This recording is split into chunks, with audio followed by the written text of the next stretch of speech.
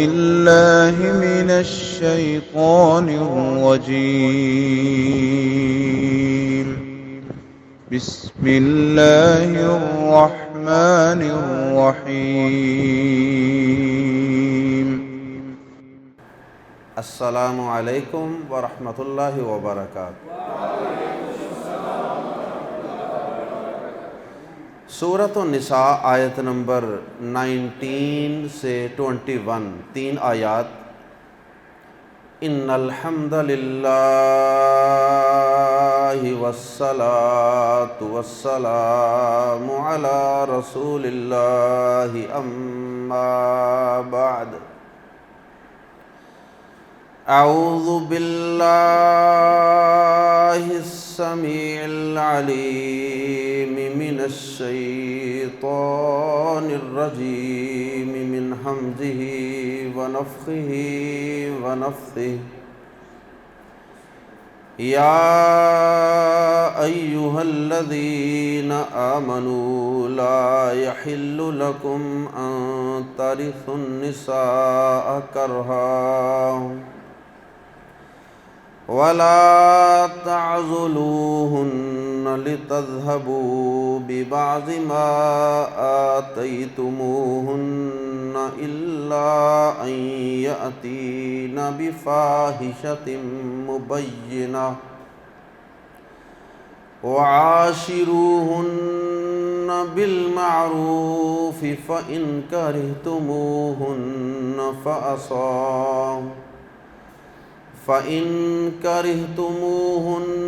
فعسى أن تكرهوا شيئا ويجعل الله فيه خيرا كثيرا وإن أردتم استبدال زوج مكان زوج وآتيتم إحداهن قنطارا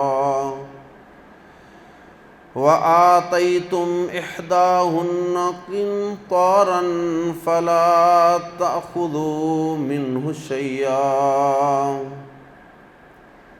أتأخذونه بهتانا وإثما مبينا وكيف تأخذونه وقد أفضى بعضكم إلى بعض وأخذن منكم ميثاقا غليظا۔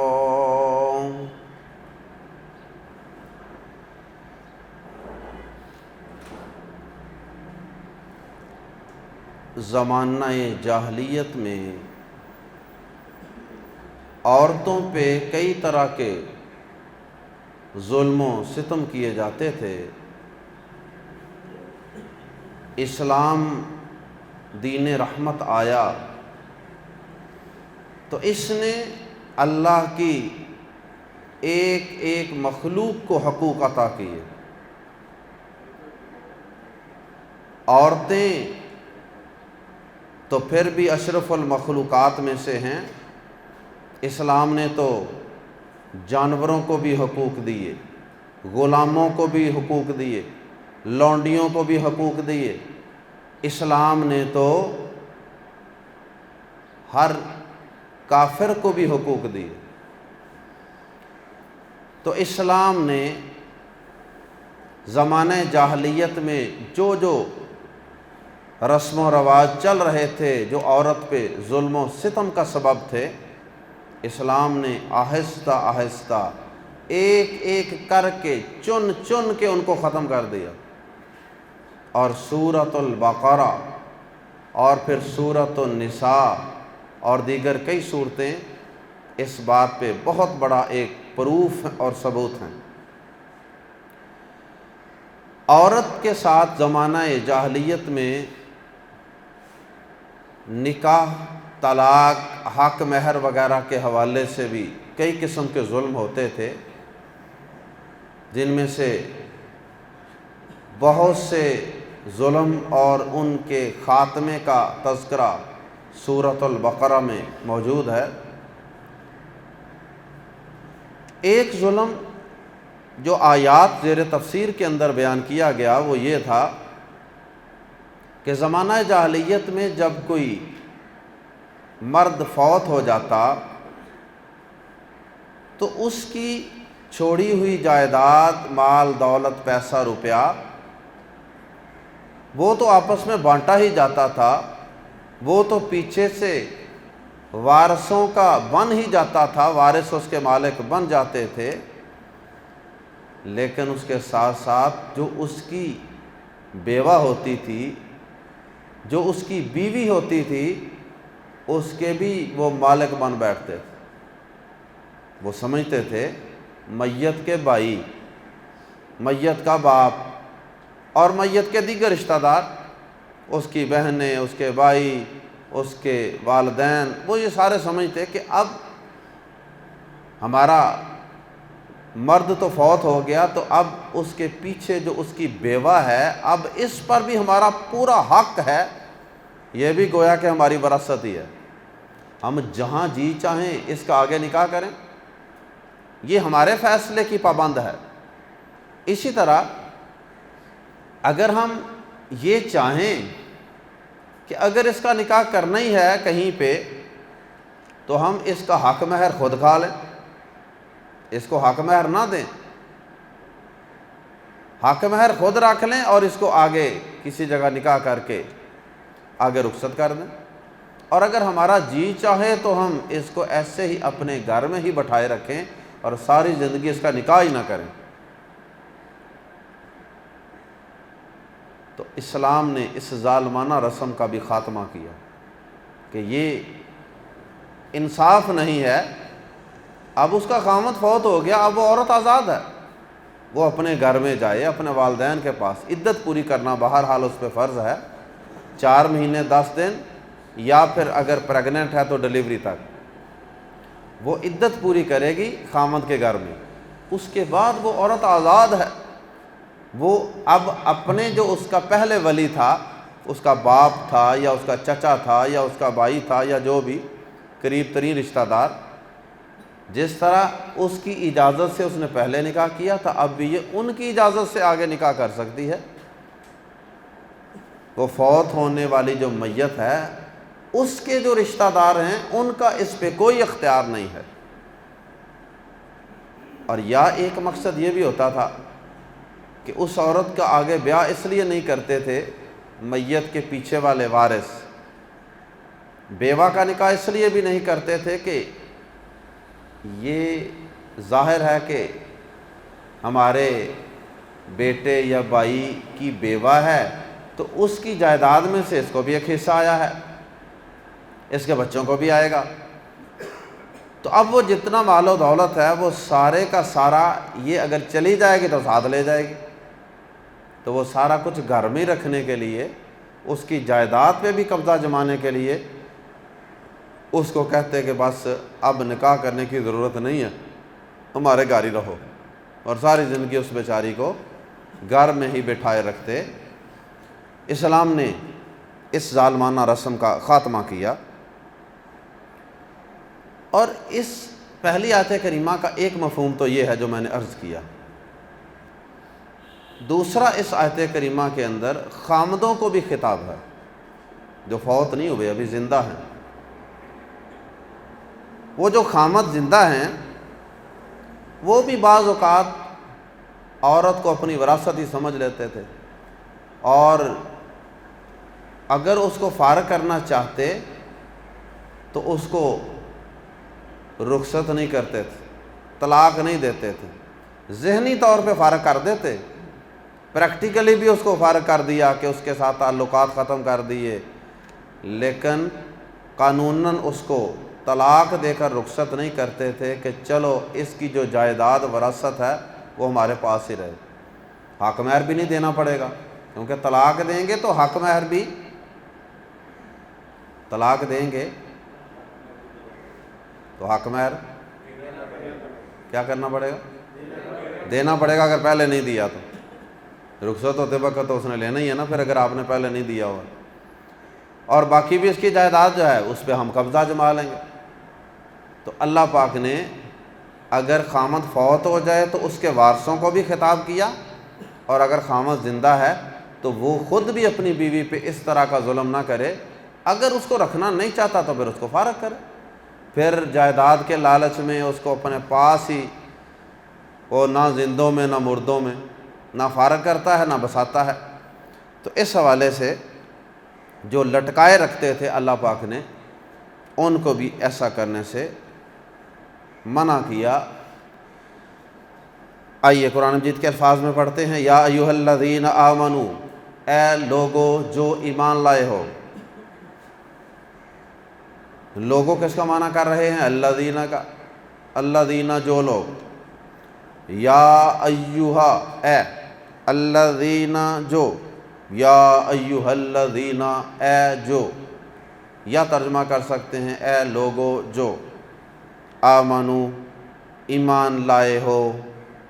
آمنو اور آمینو میں فرق ذہن میں رکھیے. آمنو زبر کے ساتھ ہو تو فعل ماضی جو ایمان لائے، اور آمینو زیر ہو تو فعل امر. آمینو ایمان لاؤ. یا ایھا الذین آمنو اے لوگو جو ایمان لائے ہو. لا یحلو. لا یحلو ایمان لائے ہو کے اندر سارے آ جاتے ہیں. خامد کے فوت ہونے کے بعد اس کے ورثاء وہ بھی یا ایھا الذین آمنو میں آتے ہیں، اور اگر اس عورت کا خامد ابھی حیات ہے تو وہ خود بھی یا ایھا الذین آمنو. سب لوگ یہ آ جاتے ہیں جو کسی بھی انداز سے عورت پہ ظلم کر سکتے ہیں. یا ایھا الذین آمنو اے لوگو جو ایمان لائے ہو. لا یحلو نہیں حلال. لکم لام زبر لا اصل میں کیا تھا؟ لی کے لیے، لیکن ضمیروں کے ساتھ پروناؤنس کے ساتھ مل کے یہ لام زبر لی کیا بن جاتا ہے؟ لام زبر لا. لیکن ترجمہ لام زبر لی کا ہی کیا جاتا ہے. لکم تمہارے لیے. لا یحلو نہیں حلال. لکم تمہارے لیے. ان کے ترثو تم وارث بن جاؤ. یرثو کا معنی وہ وارث بن جائیں. ترثو تم وارث بن جاؤ. آرثو آرثو نارثو ان ترثو کہ تم وارث بن جاؤ. النساء عورتوں کے.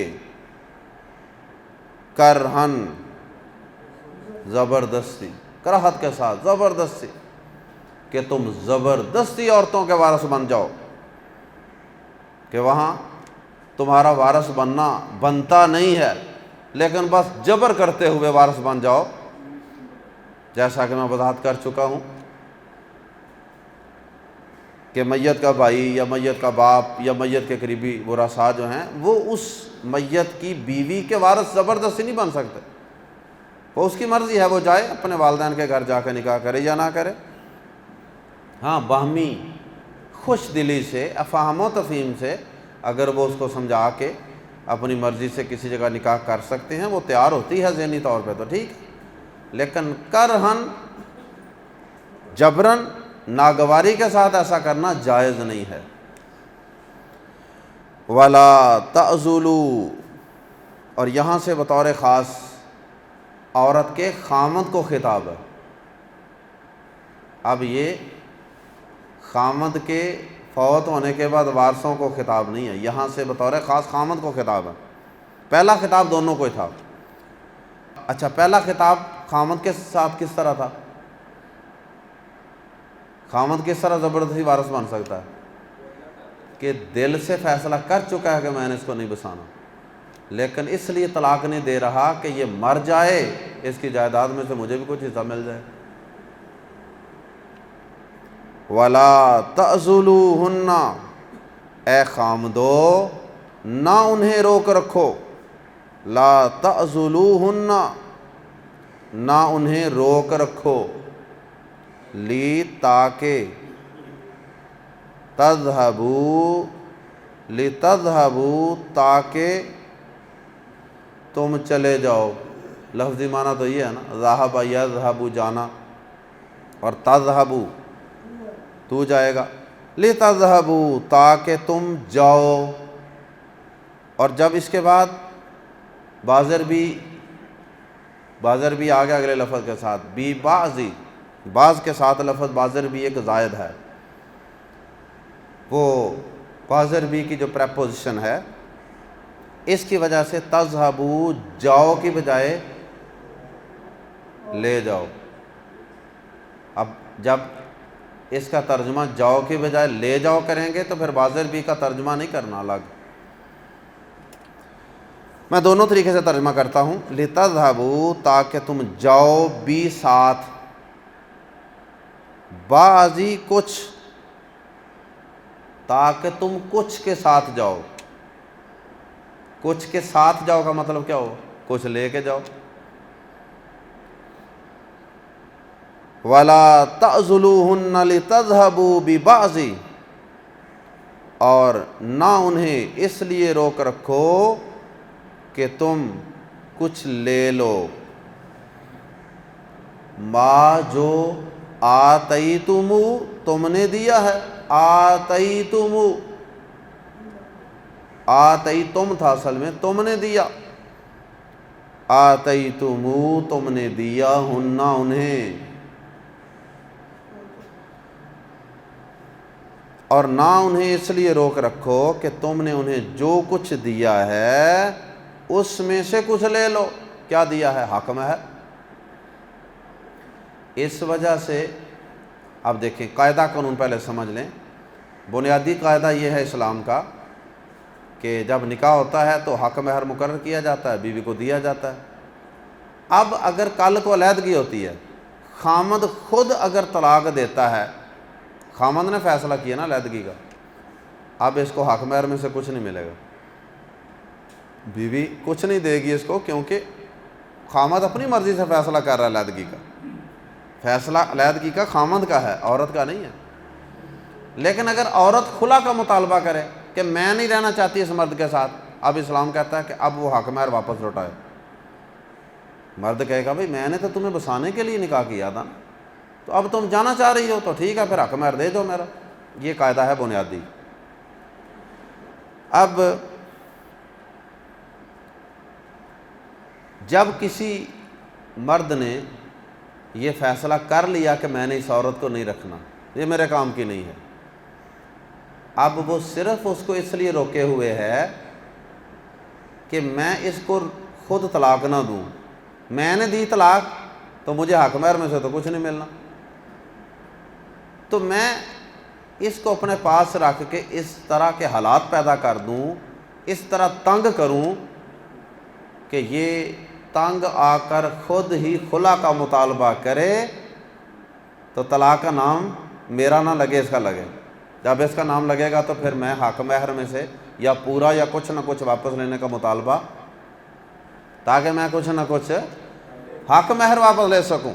یہ ایک ظلم کی شکل سے، کتنی باریک باریک باتیں ہیں جو عورت کے اوپر ظلم ہوتے تھے، اللہ پاک نے ایک ایک ظلم کو چن چن کے ختم کر دی۔ اللہ پاک نے منع کر دیا خامدوں کو، وَلَا تَعْضُلُوهُنَّ لِتَذْهَبُوا بِبَعْضِ مَا آتَيْتُمُوهُنَّ، اور نہ انہیں اس لیے روک رکھو کہ تم نے انہیں جو کچھ دیا ہے، یعنی حق مہر، اس میں سے کچھ لے لو، اس لیے نہ روک کے رکھو۔ ہاں بسانے کے لیے روک کے رکھنا ہے پھر تو بہت اچھی بات۔ ہاں اس میں بھی ایک استثنائی صورت ہے۔ استثنائی صورت یہ ہے کہ اگر وہ عورت بدکار ہے، زناکار ہے، زانیہ ہے، اس کا کریکٹر ٹھیک نہیں ہے، یا وہ بد زبان بہت زیادہ ہے، بد خلق ہے، خامد کی نافرمان ہے، لڑائی جھگڑے فتنے فساد اور ہر وقت زبان چلائی رکھتی ہے، اب ایسی صورت میں مرد کا کیا قصور ہے؟ اب مرد طلاق کا فیصلہ کر رہا ہے کہ اس عورت سے جان چھڑا لینے ہی میں عافیت ہے، تو اب وہ جان چھڑاتا ہے اگر، تو حق مہر تو نہیں ملے گا قانوناً، لیکن اس میں مرضی علیحدگی کی خامد کی نہیں ہے، سبب تو وہ بیوی بن رہی ہے جو ہر وقت فتنے فساد اور بد زبانی کرتی رہتی ہے، یا پھر وہ کریکٹر وائز ٹھیک نہیں ہے، تو ایسی صورت میں اللہ پاک نے کہا کہ ہاں اس صورت میں مرد کو یہ حق حاصل ہے، وہ انصاف کرتے ہوئے یہ سمجھتا ہے کہ واقعی اس علیحدگی میں میرا بالکل کوئی فیصلہ نہیں ہے، سبب عورت ہی بن رہی ہے، میں اس کی بد اخلاقی کی وجہ سے اور بد کرداری کی وجہ سے علیحدگی اختیار کر رہا ہوں، تو پھر ٹھیک ہے وہ اس طرح کے حالات بنا لے کہ یہ خود خلا کا مطالبہ کرے، تاکہ حق مہر مرد کو بولیں، تاکہ خامد کو حق مہر مل جائے۔ یہ استثنائی صورت ہے، الا مگر اس صورت کے ان کے، الا ان مگر اس صورت کے کہ یاتینا کا معنی بھی وہ آئیں، اور آگے بازر بھی آ رہا ہے، وہ آئیں بازر بھی ساتھ فاحشتن بے حیائی کے، لیکن وہ بے حیائی مبہم نہیں ہونی چاہیے، وہ بد کرداری یا بد خلقی وہ مبہم نہیں ہونی چاہیے، مبینتن واضح کھلم کھلی۔ اگر فاحشت مبینتن ہے نا، اس کی تشریح میں عبداللہ بن عباس رضی اللہ تعالیٰ عنہ اور بہت سے اہل علم مفسرین کے اقوال ہیں، اور امام ابن جریر رحمہ اللہ جو ہیں ان کا بھی یہ قول ہے کہ اس سے مراد کوئی بھی چیز ہو سکتی ہے، بدکاری بھی ہو سکتی ہے، زناکاری، اور عورت کی بد خلقی بھی ہو سکتی ہے، بد زبانی، بد خلقی، خامد کی نافرمانی، سرکشی، بغاوت، کوئی بھی اس طرح کی برائی ہو سکتی ہے۔ تو فرمایا کہ الا ان یاتینا مگر اس صورت کے کہ وہ آئیں بھی فاحشت مبینۃ کھلم کھلی یا واضح بے حیائی کے ساتھ۔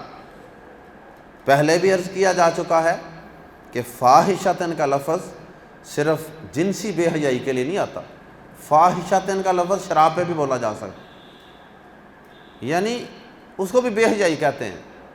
جو شخص بہت بڑا کوئی گناہ کرتا ہے نا، کلیئر کٹ، وہ بھی بے حیائی ہے۔ اگر ایک عورت اپنے خامد کے ساتھ سامنے ہر وقت زبان چلاتی ہے اور اس کو برا بھلا کہتی ہے، اس کی ناشکری کے کلمات بولتی رہتی ہے، اور وہ اس کی ہر وقت نافرمانی کرتی رہتی ہے، تو یہ بھی فاحشت مبینۃ ہے، کھلم کھلی بے حیائی، جیسا کہ میں نے عرض کیا امام ابن جریر رحمہ اللہ اور دیگر اہل علم کے اقوال کی روشنی میں۔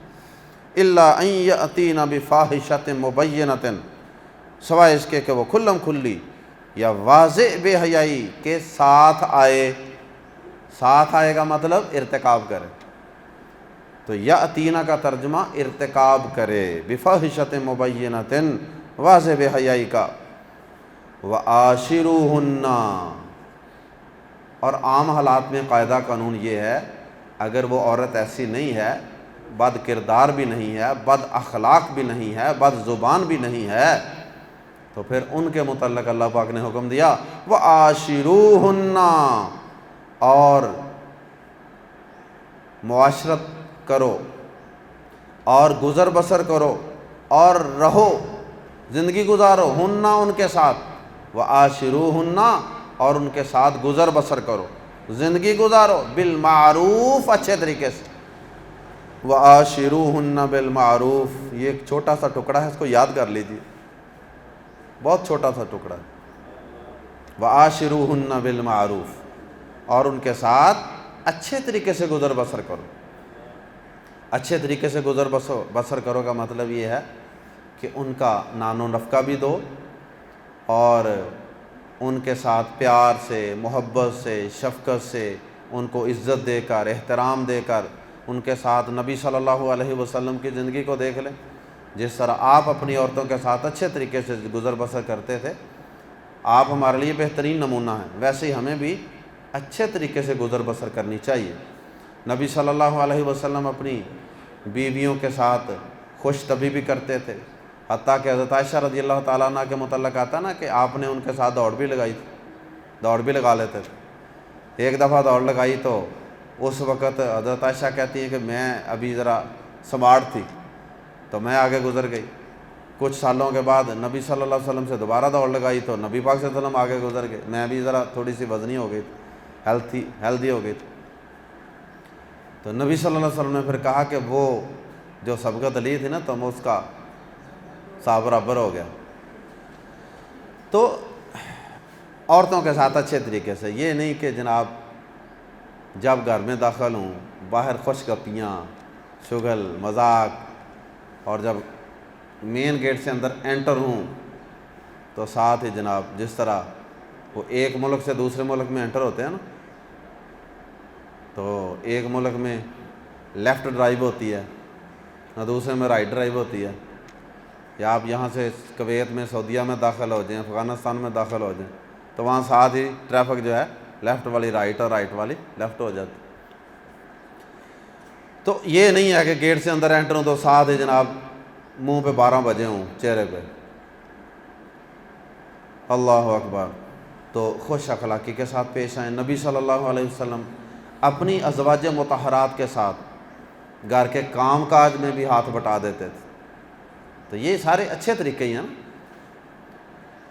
اللہ اکبر.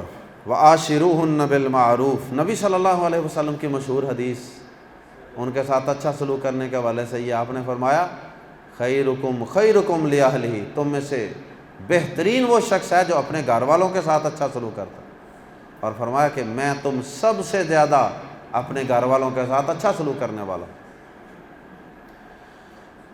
فَإِن كَرِهْتُمُوهُ فَإِن پھر اگر كَرِهْتُمُوهُ تم کراہت کرو, تم ناپسند کرو, ہن انہیں, پھر اگر تم انہیں ناپسند کرو.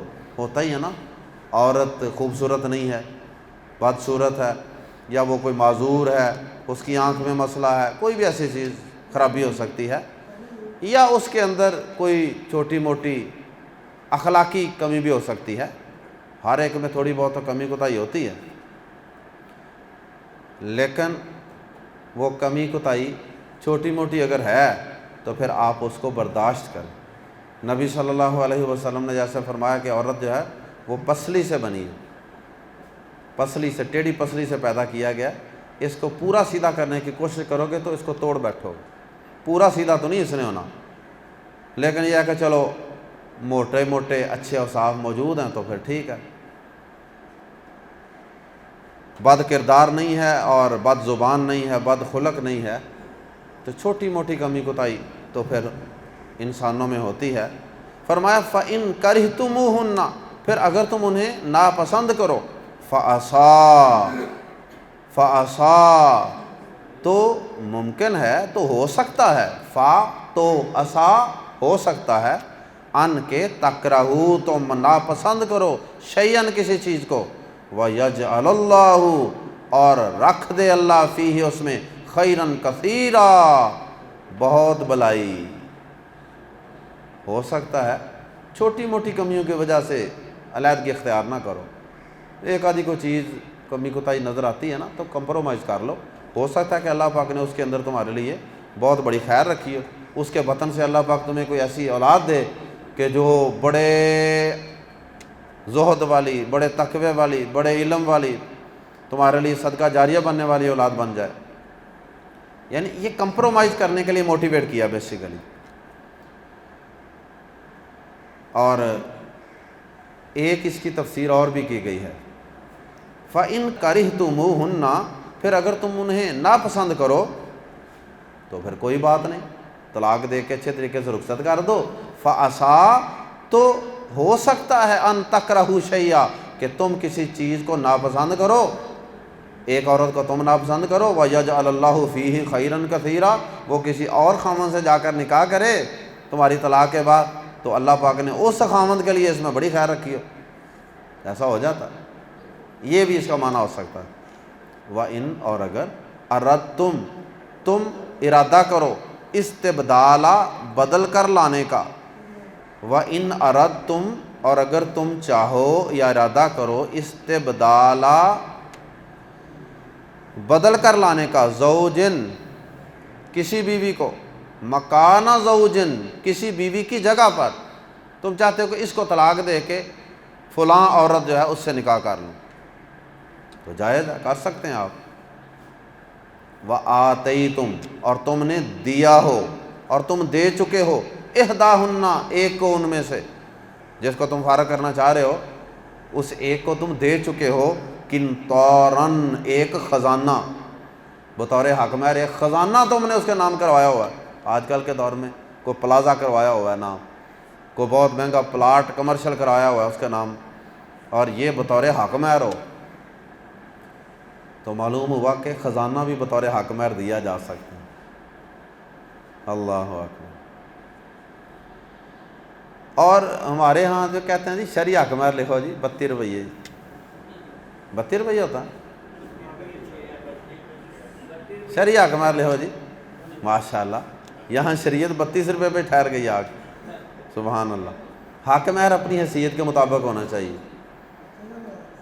تو اتنا پیسہ بہا دیتے ہیں، جب عورت کو حق مہر دینے کی باری آتی ہے 5000 لے لو جی، شرم ہی نہیں آتی ہے اس وقت، اپنی حیثیت کے مطابق ہونا چاہیے۔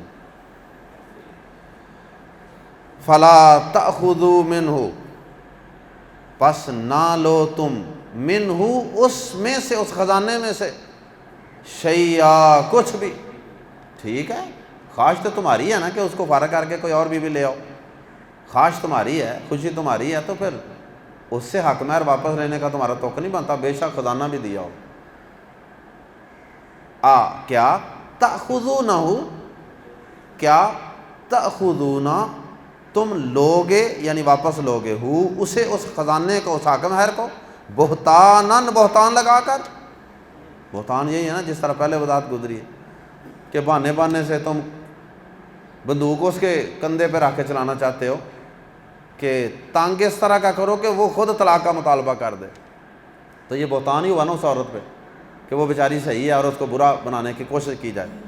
اتاخذونہ، کیا تم واپس لوگے، بہتاناً، بہتان لگا کر، وَإِثْمًا مُبِينًا، اور صریح گناہ کر کے، واضح گناہ کر کے، یہ واضح گناہ ہے اگر تم اس سے حق مہر لیتے ہو تو، یہ اللہ پاک نے جھنجھوڑا ہے سوالیہ انداز میں، کیا اس طریقے سے لوگے، وَكَيْفَ تَأْخُذُونَهُ، اور تم اسے کیسے لوگے، وَقَدْ، یعنی تمہیں ذرا شرم نہیں آتی، وَقَدْ، حالانکہ یقیناً، جب کہ یقیناً، واو کا معنی یہاں جب کہ، حالانکہ، قد یقیناً، افضا، صحبت کر چکے ہو، افضا کا معنی صحبت کر چکے ہو، انٹرکورس کر چکے ہو، بعضکم، تم میں سے بعض، الی بعض، بعض کے ساتھ، یعنی ایک دوسرے سے، جب کہ تم ایک دوسرے سے صحبت کر چکے ہو، خلوت صحیحہ اختیار کر چکے ہو،